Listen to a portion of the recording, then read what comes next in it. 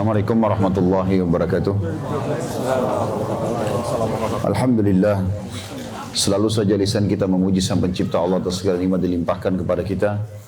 Dan juga kita panjatkan salawat dan taslim kepada junjungan Nabi besar Muhammad sallallahu alaihi wasallam, sebagaimana Allah telah perintahkan kita untuk mengucapkan salam hormat tersebut. Tentu ini adalah ta'lim kita yang kedua, sekali di Mekah dan sekali di Madinah. Kalau kemarin di Mekah kita coba di dalam ruangan, maka ini di luar ruangan tentunya, biar Bapak Ibu juga bisa lebih mengenal seperti inilah pohon kurma dan perkebunan kurma seperti ini. Dan di zaman Nabi SAW cukup banyak, dan memang Madinah terkenal dengan pohon-pohon kurmanya. Dan tentu pohon kurma ini disebutkan dalam banyak sekali hadis kalau dia akan termasuk salah satu dari pohon-pohon surga. Termasuk juga buahnya adalah buah kurma yang akan dihidangkan nanti di surga. Dan Nabi SAW menjanjikan dalam banyak riwayat tentang masalah siapa yang membaca subhanallah wa bihamdi akan ditanamkan baginya pocok atau pucuk pohon kurma di surga dan seterusnya. Seperti itulah. Yang jelas teman-teman sekalian, kita insya Allah akan coba mentadaburi beberapa ayat Al-Quran lagi pada kesempatan ini, sebagaimana kita mentadaburi salah satu surah pada saat kita di Mekah kemarin. Kita akan bahas insya Allah pada kali ini. Silakan buka aplikasi Al-Qurannya di handphone. Surah nomor 69. Al-Haqqah, atau tentang hari kiamat. Tapi saya sarankan sebelum Bapak Ibu buka surahnya, biarkan dulu di daftar surah-surah. Ya, biarkan di daftar surah dulu. Dilihat saja urutan 69. Ada Al-Haqqah. Sudah lihat ya? Sudah? Di urutan daftar isi saja dulu. Tidak usah dibuka dulu ayat-ayatnya ya. Al-Haqqah itu terjemahannya adalah hari kiamat. Kemudian kita lihat lagi, di bawahnya ada surah nomor 75. Masih di daftar isi dulu. Tentang Al-Qiyamah. Ya, juga tentang hari kiamat. Kemudian kita lihat lagi setelahnya ada surah Naba, surah nomor 78, juga menjelaskan tentang masalah hari kiamat. Juga kita lihat ada At-Takwir, surah nomor 81, itu juga tentang prosesi terjadinya kiamat. Kemudian ada surah setelahnya 82, Al-Infitar, tentang masalah terbelahnya langit. Juga berbicara masalah itu. Juga surah nomor 84 Al-Insyiqaq, ya. Juga sama menyinggung masalah kiamat. 85 juga Al-Buruj, juga beberapa ayatnya menyinggung masalah hari kiamat. Kemudian ada surah nomor 88 setelahnya lagi Al-Ghashiyah, juga sama bicara masalah hari pembalasan atau hari kiamat. Kemudian setelahnya ada surah Zalzalah, ya. Di surah nomor 99 juga bicara tentang goncangan yang besar pada hari kiamat. Juga setelahnya surah nomor 101 Al-Qari'ah, juga bicara masalah hari kiamat. Jadi kita lihat sangat banyak sekali ayat-ayat di dalam atau surah dalam Al-Quran yang bicara tentang kiamat. Kita sekarang kembali kepada surah Al-Haqqah yang akan kita bahas ini. Kenapa Bapak Ibu sekalian saya tadi coba melihat atau mengajak Bapak Ibu lihat dulu daftar isi. Menandakan bahwasanya memang tentang kiamat ini banyak sekali Allah titik beratkan. Yang menggambarkan kepada kita sebagai sebuah keyakinan seorang muslim kalau kiamat akan terjadi. Bisa bernama Haqqah, Al-Qiyamah, ya, Al-Zalzalah, dan seterusnya tadi nama-namanya. Semua itu menandakan memang akan terjadi kiamat itu. Kalau Bapak Ibu yang punya anak kecil sekarang, maka dengan adanya anak kecil kita itu, berarti sebenarnya kiamat buat kita makin dekat. Kalau secara istilah bahasa. Karena kalau seseorang sudah dekat dengan masa kematiannya, disebut dengan telah datang kiamatnya. Nah, kiamat kecil maksudnya buat dia. Karena memang dengan datangnya anak-anak kita itu berarti sudah ada generasi pengganti kita. Sebagaimana dulu pada saat kita masih kecil, atau pada saat kita masih kecil, orang tua kita pun sebenarnya telah datang kiamat kepada mereka. Gitu kan? Mungkin yang orang tuanya sudah meninggal dunia, maka dia sudah tahu masalah itu. Waktu kita masih kecil persis seperti anak-anak kita sekarang. Artinya sudah ada generasi yang akan menggantikan kita. Itu terus akan berjalan sampai nanti kata Nabi SAW tidak akan terjadi kiamat sampai semua manusia yang sudah Allah takdirkan diciptakan lahir. Maka terus akan ada generasi yang datang. Tapi hal ini memberikan sebuah bukti kepada kita kalau memang kita akan melalui ini, teman-teman sekalian. Berapa banyak orang yang sudah meninggal dunia yang sama dengan kita tanggal lahirnya dan tahun lahirnya. Satu hari saya pernah lihat sebuah koran tanpa sengaja di rumah orang tua saya di Makassar. Kemudian di cuplikan pertama sekali dari koran itu, saya lupa berapa tahun yang lalu, sempat ada seorang pemain bola dari Afrika, tapi terkenal, entah namanya siapa karena juga saya tidak luangkan waktu untuk menghafal nama-nama mereka. Tapi yang jelas pada saat itu saya sempat baca meninggal tiba-tiba di lapangan bola dan tanggal lahirnya tahunnya sama dengan saya, subhanallah. Waktu itu mungkin sekian tahun yang lalu, mungkin ini kisah sekitar 15 tahun yang lalu gitu. Maka saya menjadikan sebagai bahan muhasabah, tidak harus menunggu mungkin rambut kita semuanya uban, jenggot kita uban baru kita meninggal dunia. Tapi kematian itu bisa datang kapan saja dan dia sangat misterius. Maka setiap muslim tidak boleh dia lalai dan dia harus berhati-hati, harus engah. Kita harus sadar kalau masa lalu kita sesuatu yang baik, kita bersyukur kepada Allah Subhanahu wa taala. Tapi kalau masa lalu kita penuh dengan kelam dan dosa, maka kita bertaubat segera, mumpung Allah masih berikan kesempatan. Kata Nabi SAW, at-taubat tajubu ma qablaha. Taubat akan menghabiskan atau menghilangkan semua kesalahan masa lalu. Tapi tidak boleh ditunda. Karena hari kiamat, salah satu maknanya adalah hari kebangkitan untuk dibalas. Sebenarnya nanti kita akan baca ayat-ayatnya di sini. Bagaimana Allah menekankan bagi orang beriman, sadarlah, sadarlah akan ada pembangkitan. Kamu akan mati, kamu akan menemukan semua perbuatan-perbuatan yang kau kerjakan. Apakah itu baik ataupun buruk. Saya kuatkan kembali apa yang kita sampaikan pada saat di fase Mekah kemarin, atau pada saat kita di Mekah. Kalau seseorang di antara kita teman-teman sekalian menjadi orang yang beriman, seperti kita insya Allah sekarang, mudah-mudahan Allah tutup juga kematian kita dengan keiman ini. Kita merasakan kebahagiaan kok, karena kita sebagai orang beriman bisa makan, bisa minum, bisa menikah, dan berarti kata melakukan biologis yang halal, bisa berdagang, bisa mengejar titel akademik, bisa melakukan apa saja. Sebagaimana orang kafir juga melakukannya, tetapi mereka tidak punya panduan, mereka tidak kenal namanya halal dan haram, mereka cuma tahu lakukan saja. Maka mereka menempuh cara ribawi, mereka menempuh cara manipulasi, mereka menempuh segala macam hal, bahkan mengambil haknya ahli waris dan seterusnya, yang kita dalam Islam dipandu. Tetapi kebahagiaan yang kita dapatkan adalah di dunia kita punya panduan hidup, di akhirat juga kita akan mendapatkan yang terbaik. Udah di sini kita bahagia, di akhirat juga kita bisa bahagia. Orang kafir hanya sampai di dunia saja. Mereka tidak akan dapatkan apa-apa di akhirat itu. Kita akan baca sekarang ayat-ayat ini dan kita akan kuatkan dengan beberapa penjelasan dari Nabi SAW tentang kiamat itu. Saya akan membaca mulai dari ayat pertama. Allah sebutkan, A'udzu billahi minasyaitonir rajim. Bismillahirrahmanirrahim.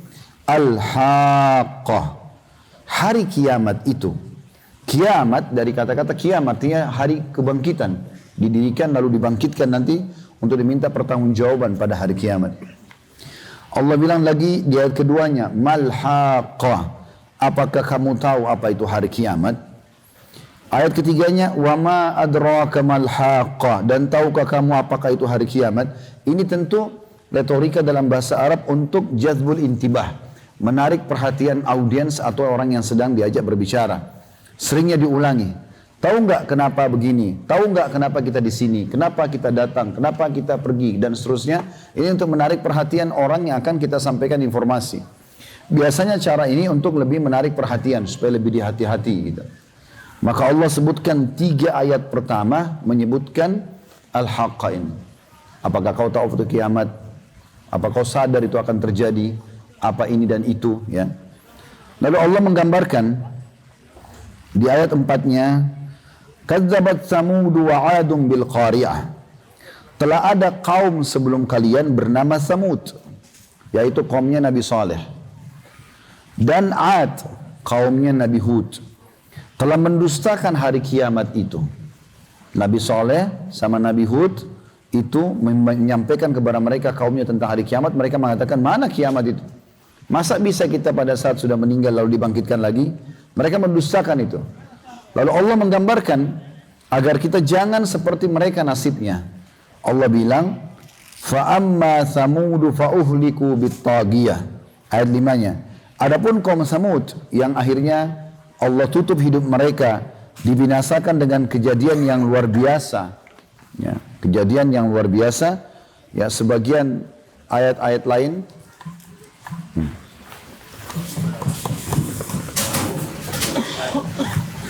Sebagian ayat-ayat menjelaskan dengan teriakan atau suara yang ribut. Kaum Samud ini teman-teman berada di sini ya, dekat dari kota Madinah kurang lebih 4 jam. Cuma sebagaimana saya sempat bahasakan di Mekah kemarin, sampai sekarang pemerintah Saudi masih tutup tempatnya. Tapi satu waktu insya Allah kalau sudah dibuka, kita akan buatkan program itu. Sekarang kurang lebih 4 jam dari sini, dan pernah kami datang ke sana sebenarnya ya, dijadikan sebagai tempat yang bisa dikunjungi oleh pemerintah Saudi. Tentu ada larangan untuk mendatangi tempat kaum yang pernah dihukum, gitu kan. Tapi Nabi SAW dalam riwayat lain pernah lewat di tempat kaum Thamud ini. Kemudian beliau berkata kepada para sahabat, kalau kalian lewat maka menangislah agar jangan sampai kalian dikena cobaan tersebut. Dalam arti kata ambil pelajaran dari mereka.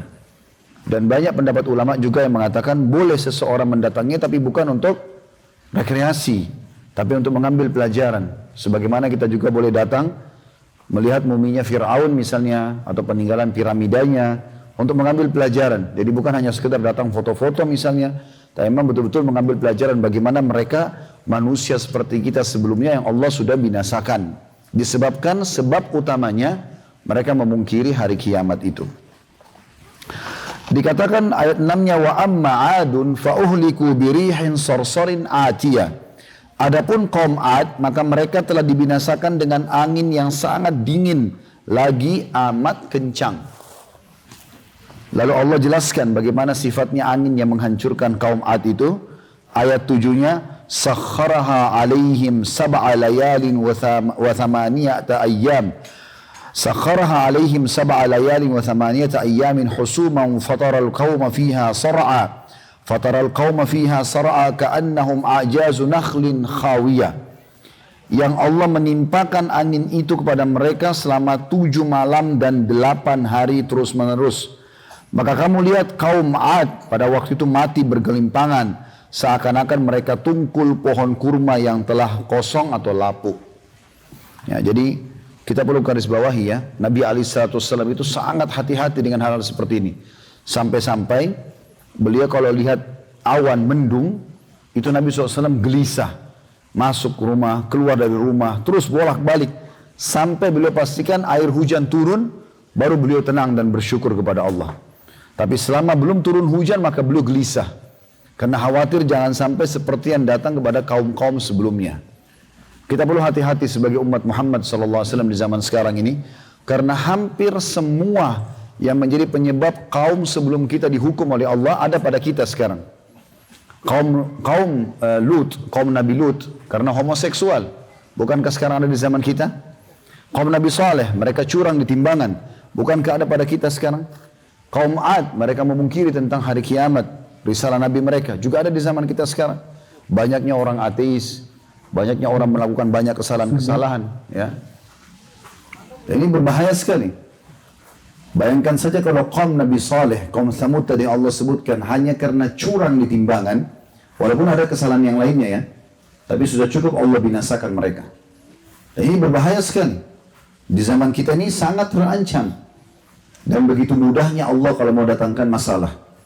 Negara kita sudah berapa kali Allah datangkan tsunami, Allah datangkan banjir, Allah datangkan virus penyakit, hama, banyak sekali. Berapa kali kita dengar di berita di Indonesia, pada saat petani mau panen, begitu mau panen, subhanallah, datang tikus entah dari mana, habislah. Ya. Berapa kali kita temukan mereka pada saat mau bercocok tanam, lalu peceklik, tanah pecah-pecah, kering, tidak bisa tumbuh. Berapa banyak kita dengar orang sakit, kena penyakit segala macam modelnya, dan tidak punya kesembuhan atau tidak menemukan kesembuhan. Ya, dan hari-hari sekarang ini, Allah lagi perlihatkan keajaibannya. Dengan adanya virus corona, tidak ada orang yang bisa membendung itu. Bahkan negara yang mengatakan dirinya mendekati adik kuasa pun, seperti Cina, tidak bisa berbuat apa-apa. Allah subhanahu wa ta'ala datangkan pada mereka banyak hal, bahkan ada cuplikan yang kita lihat sekarang. Allah datangkan bertubi-tubi, datang burung gagak yang entah dari mana asalnya, datang lalat-lalat yang besar entah dari mana asalnya, dan mereka tidak bisa lawan itu. Dan subhanallah, ini sudah terjadi di sebelum kita. Sudah terjadi di sebelum kita, ini bukan baru gitu. Ya, bagaimana Allah subhanahu wa ta'ala datangkan kepada mereka tanda-tanda kebesarannya dan Allah binasakan. Sangat bodoh kalau ada orang mau melakukan perbuatan yang sama dengan mereka lalu mengetes apakah Allah akan datangkan hukuman atau tidak.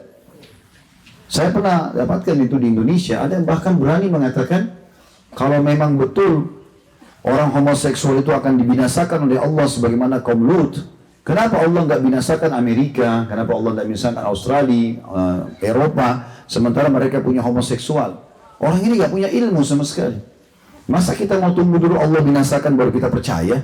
Kan sudah ada orang sebelumnya. Sekarang kita punya kebun seperti ini. Misal ada orang punya kebun di sebelah, gagal.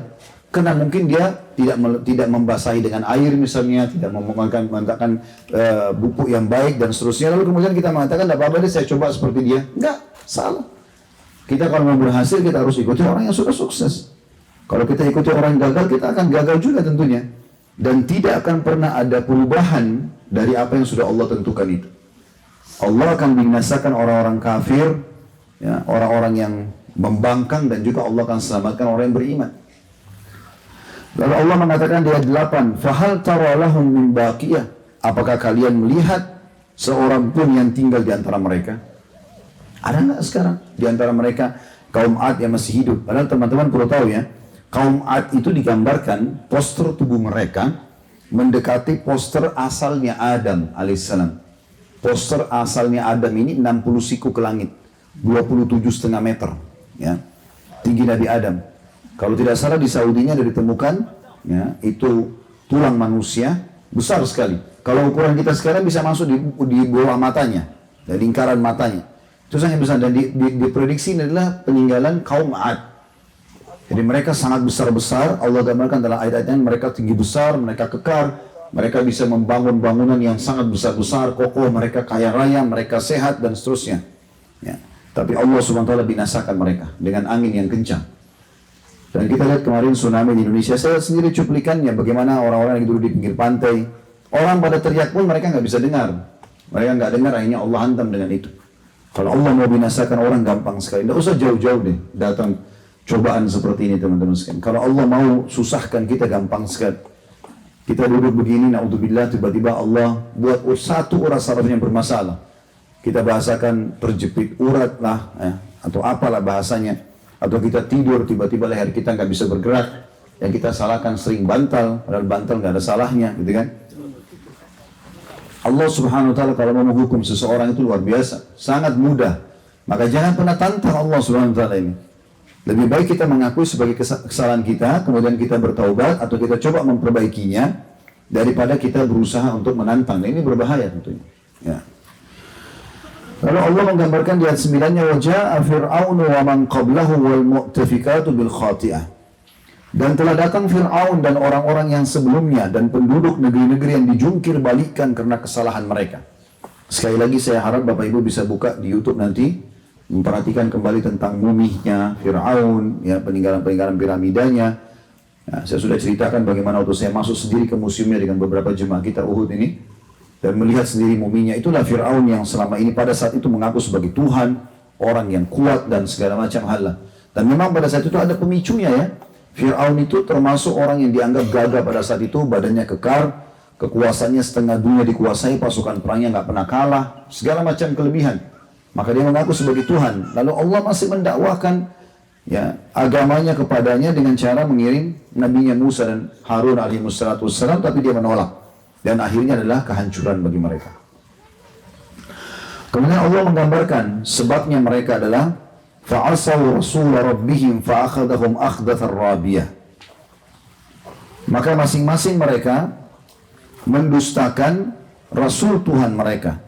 Lalu Allah menyiksa mereka dengan siksaan yang sangat keras.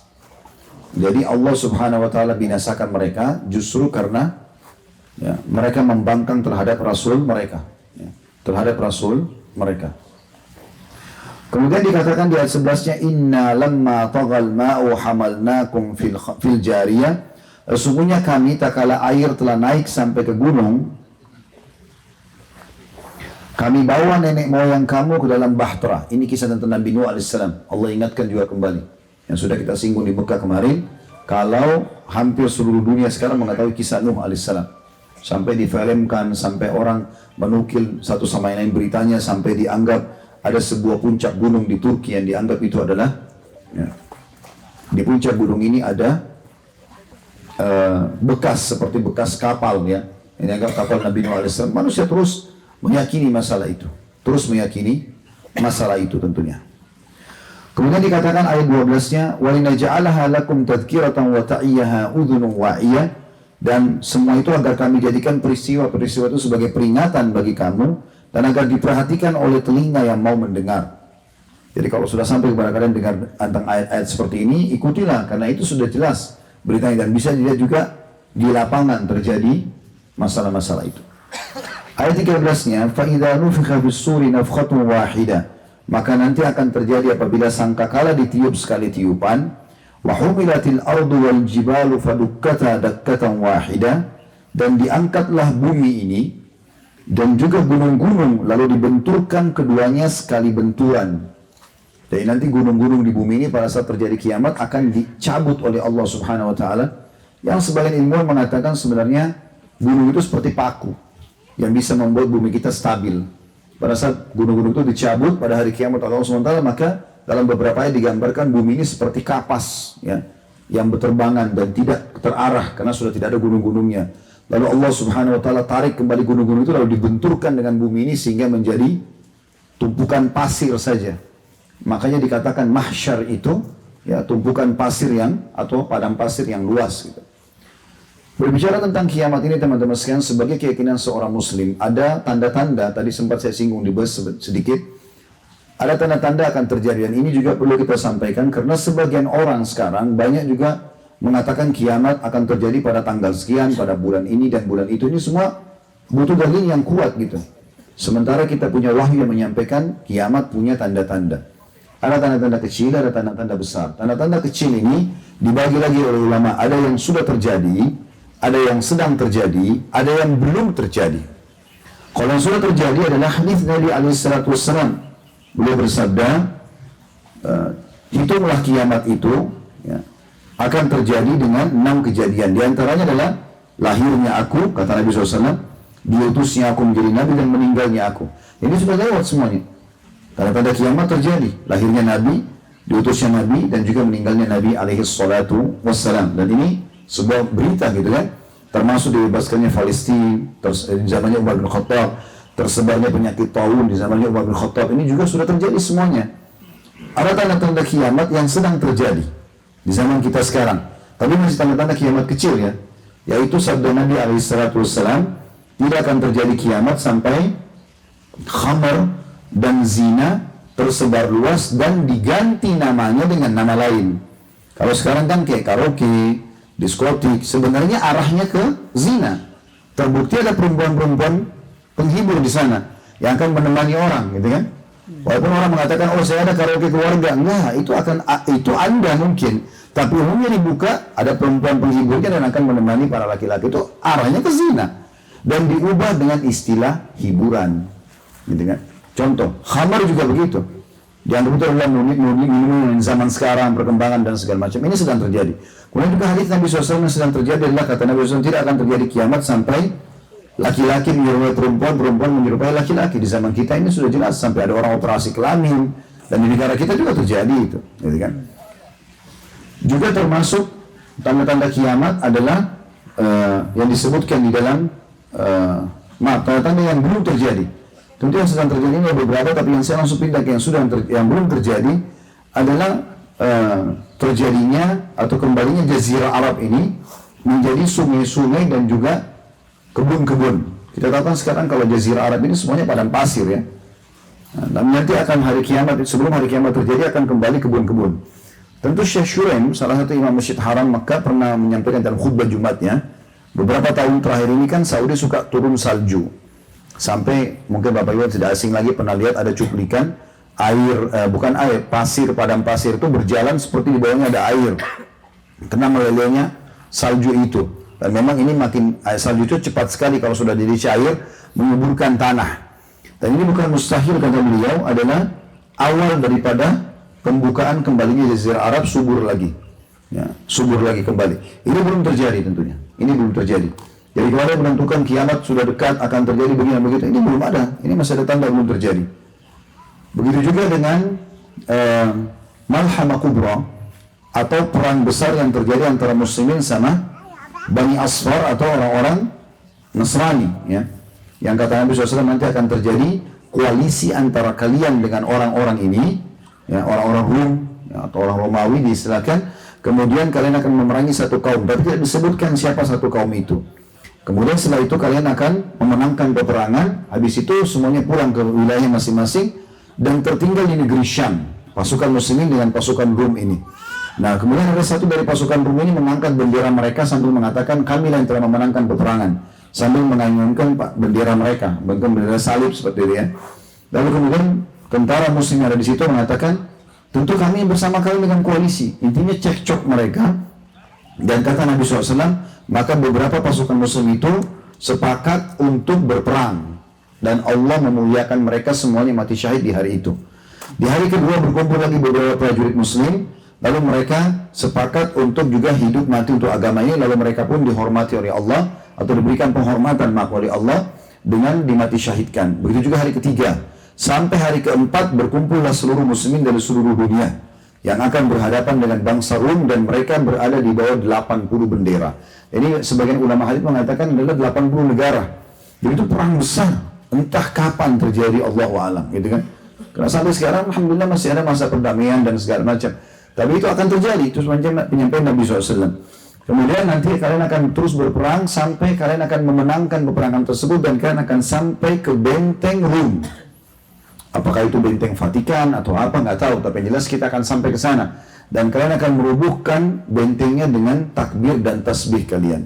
Hanya dengan zikir, karena banyaknya jumlah umat Islam, maka runtuh tembok mereka itu. Dan pada saat itu iblis, ya, menjelma jadi manusia, kata Nabi SAW, lalu kemudian menyampaikan kalau Dajjal telah keluar di tengah-tengah kalian. Dajjal telah keluar di tengah-tengah kalian. Dan pada saat itu umat Islam tidak asing lagi dengan Dajjal. Karena kalau terjadi Malhamah Kubra, perang besar ini, umat Islam sudah tahu, sudah dekat waktu keluarnya Dajjal, dan dia adalah tanda-tanda kiamat besar yang pertama. Maka pada saat itu pun muslimin bubar semuanya, kemudian mereka pulang, ternyata mereka tidak temukan Dajjal ada di negara mereka atau sudah keluar. Dan pada saat itulah Dajjal betul keluar. Terjadilah tanda-tanda kiamat besar yang terjadi. Keluarnya Dajjal, kemudian keluarnya Imam Mahdi.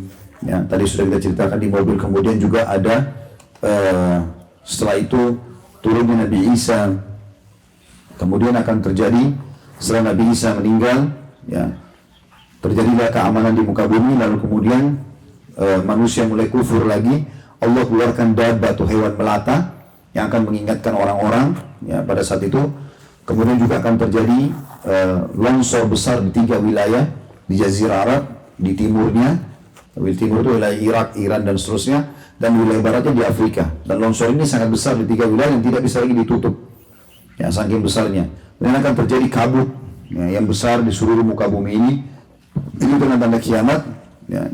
Dan kemudian yang terakhir itu termasuk terbitnya matahari dari arah barat.